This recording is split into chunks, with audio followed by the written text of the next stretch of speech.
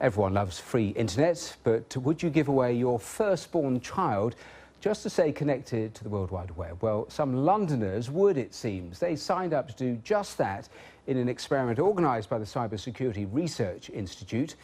They unwittingly agreed to pay with their offspring by agreeing to terms and conditions that made that part of the deal. They also gave away sensitive data, including usernames, passwords, by using the free internet service. So how did it work, and what does that tell us about the value of those lengthy so-called terms and conditions that so often seem to plague us in modern life? Well, with me is Peter Warren, the chair of that Cybersecurity Research Institute, who was behind that experiment, and Laurence Kaye, who is digital media partner at the British law firm Shoosmiths. Thank you both for joining us here on the programme. Peter, to you first of all, because you did this. I mean, it is jaw-dropping, the results. Tell me a little more about what you actually did here.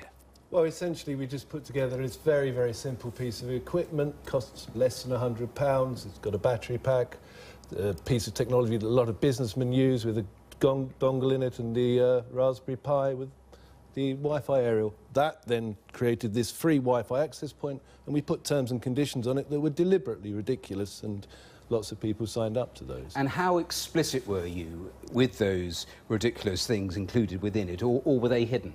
They weren't hidden. If somebody had actually clicked onto the terms and conditions and read down, they would have seen that we were asking for, in return for free Wi-Fi, that they deliver up to us their firstborn child for the duration of eternity, or their most loved pet. And how many pages, just briefly, of terms and conditions did you include in what you were putting out to those people? How many pages were they actually going through? There were only about 10 terms and conditions pages. It wasn't a lengthy document, not as lengthy as many of the ones that you will see on the internet. Laurence, what is the point of terms and conditions when clearly no one is actually reading them? Well, in the online world, like the offline world, businesses have legal obligations to have a contract, to explain to people what they're getting. We all love products and services, and there's something in exchange. I think the challenge is not so much do we need them, but how do we make them more transparent and understandable? The suspicion, though, that people will have is it's more to protect companies than to protect consumers. Yeah, often, though, when you look at terms, there are both provisions that protect businesses, but also those that protect consumers, like rights of cancellation, warranties and so on. So it is a two-way street. And legally, where do you stand? I mean, once you have signed it, so you've agreed to those terms and conditions, if you found yourself in a courtroom where you were contesting it, where would you actually stand?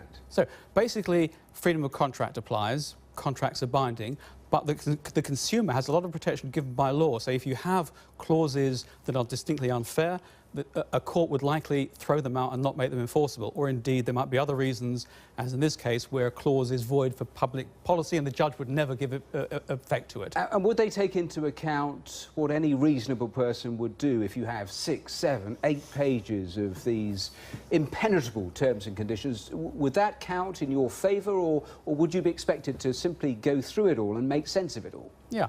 The general principle is if you're getting something, you should read the terms and conditions. That said, if you've got 20 or 30 pages and buried right at the end is some highly unfair contract term, it's quite likely a court would say, if you're a consumer, I'm not going to enforce this. So you've got protection. Peter, in terms of what you did there and the amount of people that you drew in, I mean, it's frivolous, the notion of giving away your firstborn child, but actually, I mentioned it in the introduction there, they were also giving away things like passwords, usernames. How did that actually happen? Well, one of the things about this is that people don't realise when they sign on to a Wi-Fi access point that actually that data is transparent behind the access point. So if you sign on to this and I plug a laptop computer into it, I can see the data that's flowing through the access point. Now, one of the terrible things about this that we were surprised by was that the passwords and usernames of email accounts are actually there in clear, i.e. you can see them. And that is actually a very, very fundamental weakness. We're seeing you actually undertaking this experiment and succeeding in trapping all of these people. In terms of, I mean, we're bombarded with stuff all of the time, so what is the safe way to navigate something like this? Well, one of the safest ways to do it is to actually encrypt your data, to use something that's called a virtual private network. But there is a sort of issue there too, though, because a lot of the people who are supplying these free Wi-Fi access points, and there are 350 million of these now worldwide. 350 million? Yes. One of the problems is that people are supplying those, and they're actually being asked by large technology companies to supply them with information about you.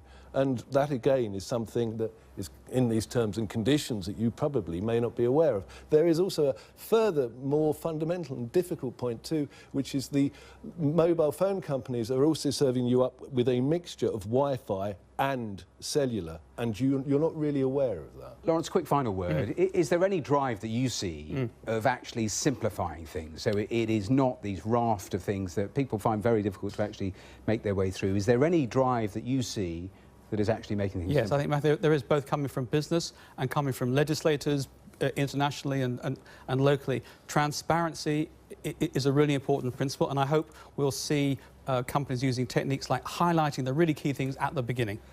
Well, Laurence Kaye and Peter Warren, thank you both for coming in to talk to us. So that is almost it from us here on Global. It's worth returning to our